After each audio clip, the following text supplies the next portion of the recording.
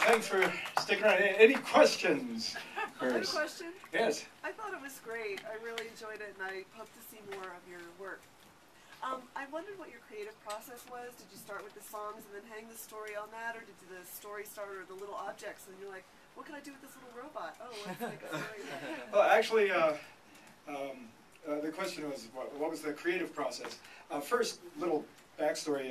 The Sundance Film Festival commissioned me to make a small screen film, and for mobile phones.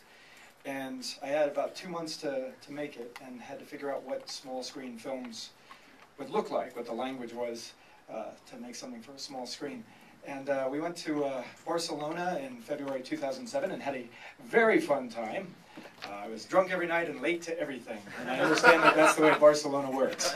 So but afterwards, or while I was there, actually, there was a news program that was being projected in the subway station, and they played a little piece of my film Reno, and I saw it projected large, which was very exciting. I'd only ever seen it small, and so I had the idea that I wanted to make something for small screens that could also be seen on large screens. And all of my work, actually, I have a feature film called The American Astronaut, which was here a few years ago. Thank you very much.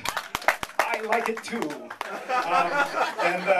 So we had, ever since I've noticed like people will take sections of it and put it on YouTube or use it to represent their tastes.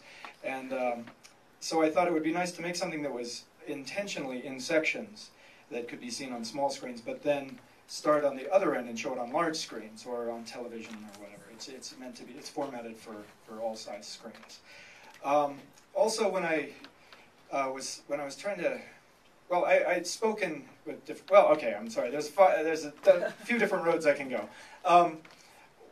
A few years ago, it was 2003, a woman said that she screened The American Astronaut in Denmark, and she came over and interviewed me for a magazine and said that she said, right now Europeans are all very angry with America and because of what your government is doing, and which I'm happy to say once again is no longer our government.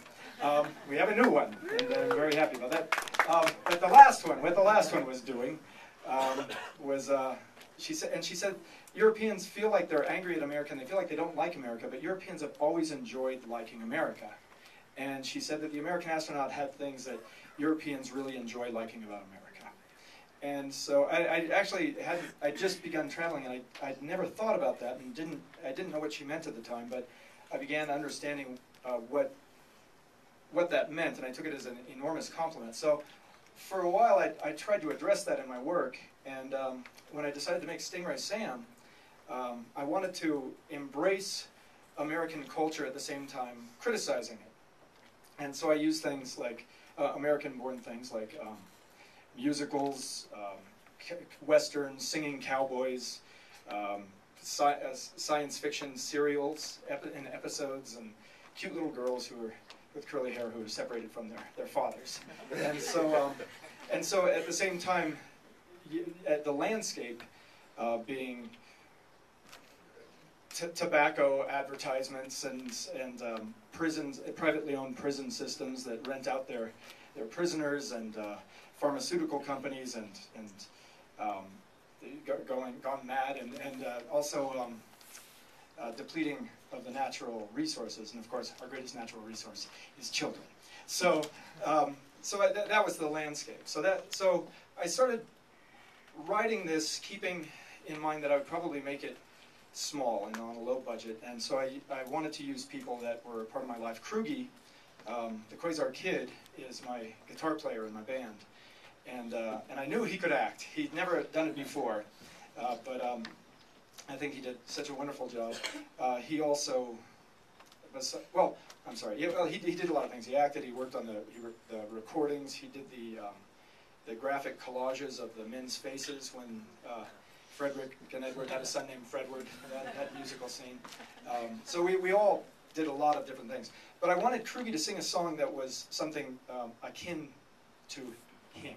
And so I picked a song that he had written for a record that he was recording. So that was one of his own compositions. And with Willa, my daughter, that's my daughter, Willa, I used things that she had said when I was writing the screenplay. And he was a little bit nice and a little bit mean was something she said about a cat. And when she said, I ran really fast, her first day of preschool, she was about half the size of all the kids, and they were all running laps, and they were doing 2 laps for every one of hers, but she was running really hard, and she came up to me and said, I ran really fast. And I was like, yeah, you did. So I tried to keep things organic to who I wanted to work with.